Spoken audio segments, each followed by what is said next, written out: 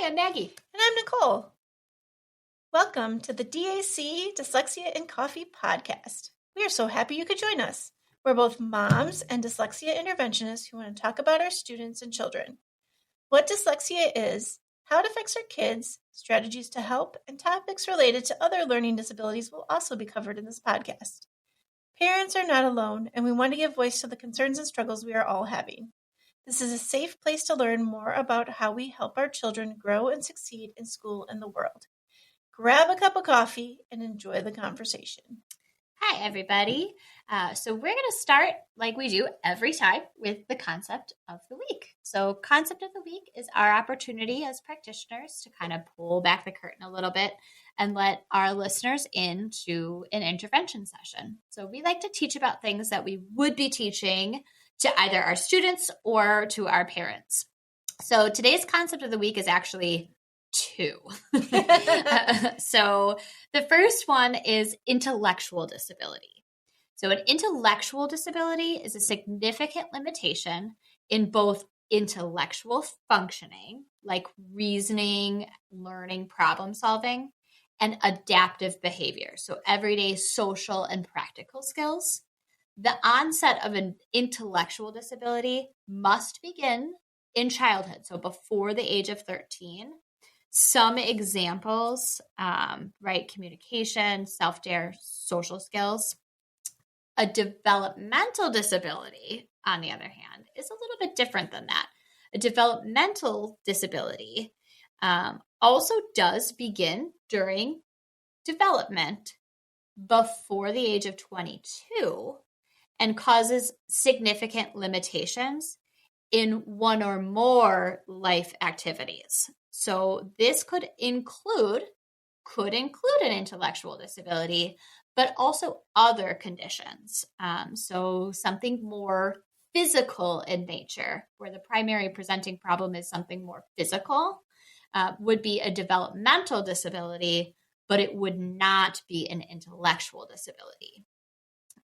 Often, these two terms, developmental disability and intellectual disability, they get interchanged a lot. I mean, I've even seen it in literature, like professional literature, that these two terms are being kind of conflated and intertwined with each other. And I think it is pretty important that we do understand they actually are different. Mm-hmm. To be an intellectual disability, it does have to significantly impact that cognitive and intellectual functioning, where that's not true of a developmental disability. Correct. And I would say for the developmental disability, sometimes that's the first thing that a doctor will give because it's so broad. It's like an umbrella term. Yes.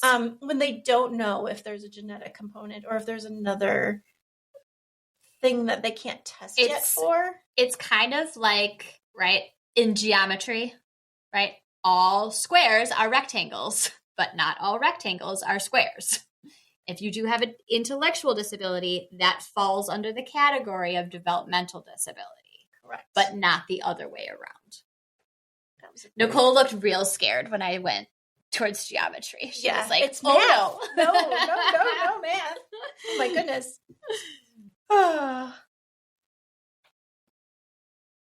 So today's episode 57, by the way. Yay, us. Episode 57, we're going to talk about structured literacy for students with intellectual disabilities and developmental disabilities. Yes.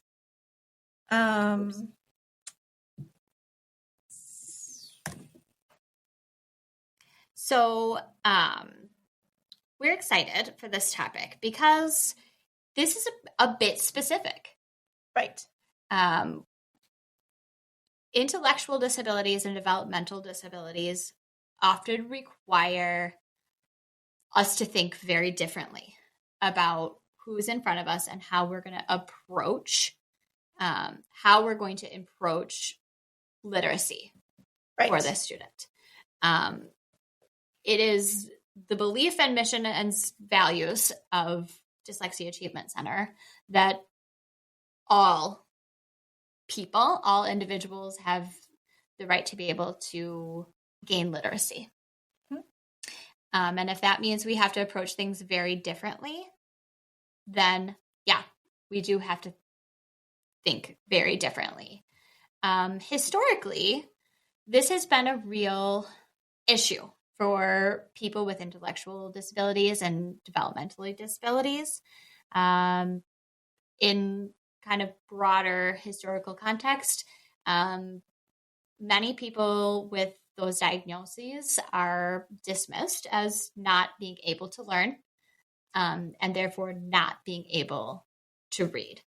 Right. And in the past, that has meant a focus on only functional sight words and kind of calling that reading and literacy. Which it really is not, because they can't actually read at that point. Exactly. Research shows, right, that students with intellectual disabilities and developmental learning disabilities can learn to decode, comprehend, and write, not just memorize sight words. Correct. Foundational principle, which is the belief of our clinic, is that we presume competence, meaning we presume any child can learn literacy skills and is capable of higher order thinking and higher order learning. Correct. So, to touch on the basis of the social versus medical model of disability, so there's differences, right, on what kind of that looks like. Society creates more barriers by limiting access to learning experiences for some students. Yeah. Which obviously is something that has been around for many, many years. I mean, I don't even know. Was that even still in the 20s and 30s when they would literally institutionalize students? I mean, all the way up into the 60s. Like, look at the Kennedys, right? Yeah, definitely. It is something, I mean, a very like personal aside story. I am a person who has a disability. It has nothing to do with learning at all. It is a physical disability only. I was born in the late 80s, and my parents were told by medical professionals that I would be lucky if I graduated from high school. So yeah, this is still pretty pervasive. Right. And it is the medical model of disability, because what they are trying to do is diagnose and categorize. The medical model focuses on deficit only. Correct. What this person cannot do. Right. Where a social model and an educational model has to take medical data into account. However, what they are more looking for is like what they can do. Right. And herein lies some gaps and some very interesting approaches, right? So a medical model is going to very much focus on what this person cannot do. What is the deficit? Mm-hmm. And then, therefore, it reads like very negatively, right? If anybody's ever poked around in the DSM, it's not very cheery language. No. It is very much deficit only kind of language, but which is necessary for diagnostic purposes. Correct. We do have to be able to put a label on certain things in order to get services and in order to understand what it is we're supposed to accommodate and modify. Correct. But in education and social models, we don't want to stop there either. Right. And that is becoming a bigger voice. Mm-hmm. And just so that we're clear, literacy might look different for different students based on goals, right? Exactly. So for example, right, you might have a student who interacts with books in a very different way than a typically developing person. You may have a young child with autism or something else that their interaction with books involves them spinning the pages or holding the book in a different way. You may have a child who's very sensory sensitive, and the texture of pages is a big thing for them. Mm-hmm. They may be averse to touching books, right? So it's thinking differently. It's thinking like, okay, how are they interacting with that book? Mm-hmm. How can we use where they are Right. to bring them to where we want them to be? Correct. We may have kind of a knee-jerk reaction to a child who's on the spectrum, like spinning a book and like looking at the pages all funky. We might have a knee-jerk reaction to be like, that's not reading. That's not literacy. What are we doing? We need to stop that. Mm-hmm. Right. But if we take a step back and go, okay, but how are they using this book in this moment? And how do we get them closer to reading the book in a more traditional way? That's where a very structured approach can be beneficial for these kids. Right, because maybe they picked up that book because of an interest, maybe a picture on the front. And maybe you can use that interest to start as a starting point for that literacy growth. Exactly. Like my daughter loves trees. So we started with tree books. Yeah. I mean, that is absolutely one way, which speaks to the broader principles. This is where I get myself in trouble as a special education teacher because I zoom out and go, this actually isn't different than what we would do for a typically developing reader. What would we do for a typically developing reader who has a high interest in, I don't know, cars, right? We would find books and passages and things having to do with that topic, and we Right. would very slowly build their skills. Right. The same principle is going to apply here. Right. And it might just take longer to get through Yes. some things, right? Other things like read alouds and shared reading, those model fluent reading and opportunities for engagement with the student, even if they're not actual reading yet, right? Exactly. Introducing something like an AAC device, right, which is an augmentative and alternative communication. Those students who have that unreliable speech and they need that support of communication, we don't want to limit that. We want to use that in our instruction.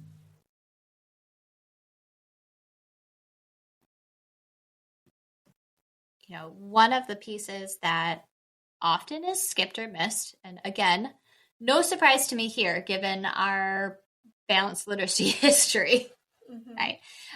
One of the things that kind of gets skipped and missed often is that foundational phonemic awareness piece.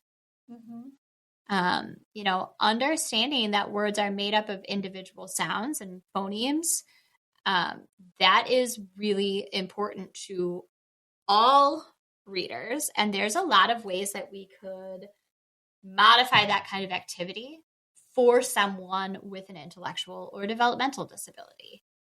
We can use picture cards or toys to make things very concrete. Right. And just remember, if you don't remember from our previous episodes, what a phoneme is, breaking down those sounds, the cat goes into cat and then blending it together as cat. Those are the things that we're talking about right now. Yeah. And sometimes it does take we're going to look at that developmental span, right? We're going to take a Mhm. look at, okay, where do we want this student to get to? Mhm. And what are those little steps along the way? And if it's introducing that activity one sound at a time, if we have to sit and isolate just the first sound for a really long time, then we are going to do that. Mhm. But we're not going to ever go, that student's just never going to be a reader. Although that's what they told us. Yeah. The school told us that, and she is reading now, isn't she? She sure is, with blends. Yep. Ha. Oh. The other thing, playing games, with sounds. I mean, hello, kids love games. Yeah. Developmentally, that's how everybody learns, right? When they're a child, play. Yeah, absolutely. So incorporate that. Once we're kind of not through, because we are always working on phonemic awareness, but as soon as we can, just like we would do in structured literacy, we're going to pair then those sounds with letters and work on that phonics system, right? So phonics is when we pair our sounds with those letters, or other representatives, right? Something like a digraph would count here. So when we can, we're going to pair that and make it very explicit and systematic, just like we would do in any other context. Right. And so for parents at home, using simple two-phoneme words like that you can break down easy, and then generally increase that complexity. Ugh, I did not say that right. It's been a day. It has. And then, additional sound and sound by sound blending, and support their memory on that. Incorporate that visual, tactile, and digital supports that we've been talking about. There's apps, there's using big letters at your house. Help them point to letters. All those things help learners in many different ways, right? Not everybody. Some people are visual learners, some people are auditory learners. So you're getting to all those different senses. Yeah, exactly. We want it multisensory, and we want it explicit and systematic. Yep. I think a huge area that is missed, not just with students with intellectual and developmental disabilities, but even in regular instruction, is the focus on vocabulary that leads to comprehension. Mm-hmm. Reading is not just decoding. Students have to understand the meaning of a text. If they are not pairing, right, cat to the word cat, and then look, this is a cat, we're not supporting that student the best we can. So it is a very big challenge when one of the hallmarks of intellectual disabilities is that working memory piece. It's often very, very limited. So they can't remember what they read, even if it was just one word. Correct. Especially if they're working still hard on that decoding piece. Right. And then also with these students, language delays, right? They have difficulty understanding words that are spoken. Mm-hmm. So giving them what it looks like on paper doesn't help if they don't understand language too. Exactly. And the very literal thinking that often accompanies someone who's on the autism spectrum, that makes it very difficult for them to make an inference about a text. So things like idioms that are used very commonly, right. We have to teach those things explicitly, right? Mm-hmm. If we say, even simple things, right? Like, well, don't run away. they mean literally run away. Right. They often can't make the distinction of like, that actually doesn't literally mean run. It just means walk away slowly. Right. That has to often be very explicitly taught and tied together nicely Right. for them, which is a hard job because we can't do that with every single idiom. So how do we teach them to develop that instinct of like, that doesn't make sense. I wonder if there's more than one meaning to this word. Correct. Mm-hmm. So some strategies for parents and interventionists, think aloud, right? When you're reading it and you start thinking, you're like talking about the passage you're reading, predicting what's going on, maybe explaining the words as you read. Those type of things will really help students be able to develop that. Interactive discussions, ask questions about the characters, the events, and the vocabulary. Make sure that they're understanding what they're listening to or reading about. Yeah. And understanding that oral language has a huge role to play in literacy. Being a literate person does not only mean I can pick up a book and read it. I can also discuss it. I can also have a conversation. I can bring in my prior knowledge. All of those things are literacy. Correct. And because it doesn't look exactly the same, sometimes those abilities get dismissed. Yes. Or, well, they can't really do it if they're reading, so it's not enough. Like, well, that's unfair. Right. Use visuals like graphic organizers, help organize those concepts in the story for them and the vocabulary. Have them draw some pictures. Oh, yeah. Pictures are awesome. Pictures are awesome. And getting a student to explain their thinking if they have drawn something, that is a literacy skill. That is a way that they are, right? Writing is thinking. If that means that they are drawing and then explaining their drawing, that is writing, guys. Like, that is a representation of what they are thinking. Correct. And then definitely teach all new words concretely, right? Use examples, use non-examples, explain it, use it in a sentence, relate it to something that that they know. Yes. It's one of the things that, and I too am very much in the camp of when we have a learner in front of us that has a degree of special need, right? We have to be very functional. What is the functionality of teaching this skill? What is our expectation, and what are they going to need to do with this skill? It has been a practice in the past of, okay, we need to explicitly teach a word like danger, right? Yes, it's very important. That is a word everyone needs to know and be able to recognize from a sign. But it's not enough to just say, that's the word danger. Memorize the word danger. They need to understand, what does that mean?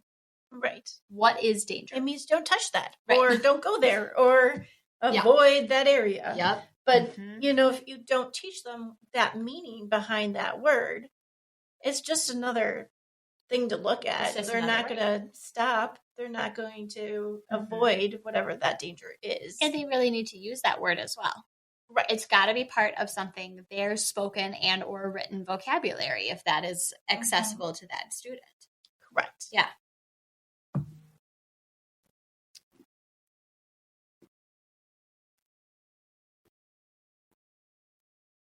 Another major part of literacy instruction and structured literacy instruction is that fluency part.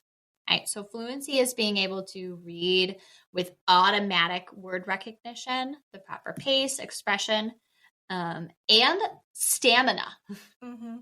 Right? Stamina means like we can sustain reading for a while. Correct. And there's oral and silent fluency, right? Sometimes children that have like speech difficulties can develop a silent reading fluency, but may not be able to develop the oral, or vice versa, depending on and that happens a lot, even with our profoundly dyslexic learners. Often, they have really broken the code. They have mastered a lot of the phonics rules, but when that translates to oral fluency, that sometimes they remain a quite choppy reader. Right. But when they read things to themselves, they comprehend the text. Correct. Well, that would be the point, folks, right? Yes, right. Why do we need to read? Right. We want to be able to understand. Yep. Fluency, especially oral reading fluency, I think is so often misunderstood. We want to aim for a certain words correct per minute, and that's kind of our only goal there. Right. And that number to me is like the least interesting thing about oral reading fluency. I don't really spend a lot of time in my own practice tracking only that number. It is about the quality of that reading, which can include that silent reading. Some of these students with these intellectual and developmental disabilities, some of them, this would include not even really being able to speak. So how do we measure this in a different way? Correct. Right. Being able to, some strategies might be repeat readings and give feedback, model fluent reading, either read aloud or after you do a reading passage, maybe you're going to talk about what you both read and discuss the different aspects of what you read and see if they understand it.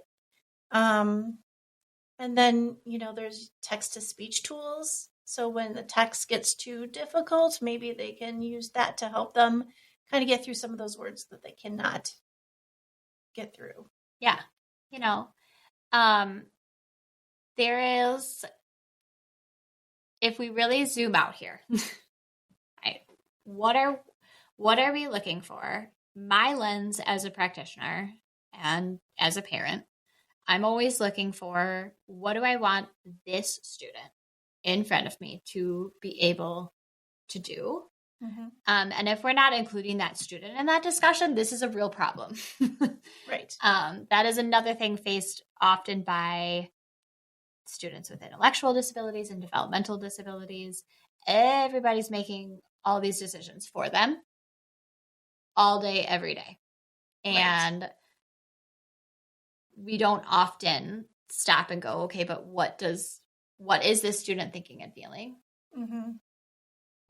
Because we kind of just all think we know better. I think it's kind of our, it's like our own bias, right? Because we think we know these students better than they know themselves. And part of it is necessary. When you have a student with a severe impairment, yes, there is an element of they do need some things done for them, and they do need someone to help guide their thinking. But if we're not keeping them at the center, that's when we have all kinds of problems. In a previous life, I have been a vocational trainer, so someone who's taught, job skills to individuals with pretty severe needs. And I was working with one person. We were training them on a certain job, and it wasn't going very smoothly. And finally, I was like, I'm wondering what's happening here. And really what was happening is that individual was kind of like sabotaging his own self. Like it was not going well at all. And I finally was like, what is happening here? I feel like we've tried this, we've tried that. What do you think? And he's like, I hate this job that everybody keeps telling me that I should do. And I was like, oh, okay, well, what would you like? And it was a totally different job, something he could totally be trained to do. And guess what? It went well. This is a person who I have known a long time, and they have been at the job that we placed him in for 7.5 years. It took, what do you need from us and what do you want? Right.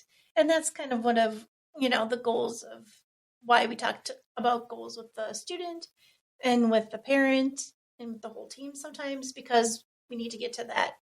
What is it that they need to be able to do? Exactly. Or want to do.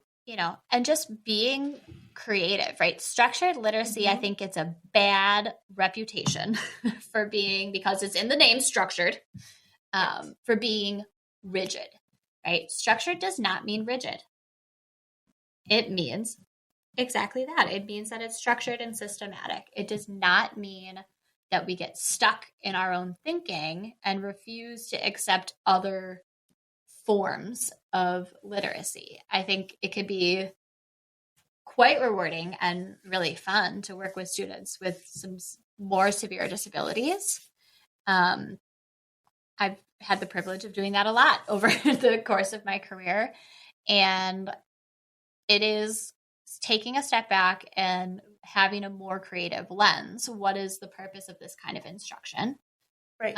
Accepting that not all students are going to be writing long form essays. Right. It is our belief here at the clinic that literacy is way beyond academics. Do I care about academics? Absolutely. But it's also a life skill. It's also a life skill, and that's going to be different person to person. Mm-hmm. So what can parents take away? Pursue competence, have high expectations, encourage interaction with text in enjoyable ways, support learning through multisensory approaches like the visual, the tactile, the auditory, using those AACs, oh my goodness, apps and assistive technology if needed. And, both focus both on the skill building, like the phonics and phonemic awareness, and enjoyment and meaning, like stories and discussion and, family time. Yeah. So when we give appropriate supports, students with intellectual disabilities and developmental disabilities can learn meaningful literacy skills. Yeah. And we have to celebrate the progress that we do make. Yes. Right? No matter how big or how small. That's exactly right. Mm-hmm. So, Maggie, what's happening beyond dyslexia? Oh, my goodness. So it is, as we record this, the end of September, and we have a lot coming up. Mm-hmm. We have a lot coming up. We are, I think we mentioned in previous episodes, we have a fairly new contract at DAC where we are now sending our practitioners into schools, which has been extremely exciting, and it's new. So we are navigating, bumps and detours and being extremely flexible. Thank goodness we did that summer series on flexibility because we are practicing being flexible every day. Yes. What's going on with you, Nicole? I agree. We've been very busy here, working a lot, trying to get everything settled and off, and also our kids are kind of really into that first quarter at school, so we're starting to pick up at the centers too. So yeah, it's just been a very busy time for us. Yeah. Well, everybody, if you like our show, please follow us on social media and reach out if you have questions or you would like us to discuss a topic. Be sure to give us a rating and follow us on your favorite podcast player. That's really how we reach more listeners, and then we get to help more families. So thank you, everybody. Thank you.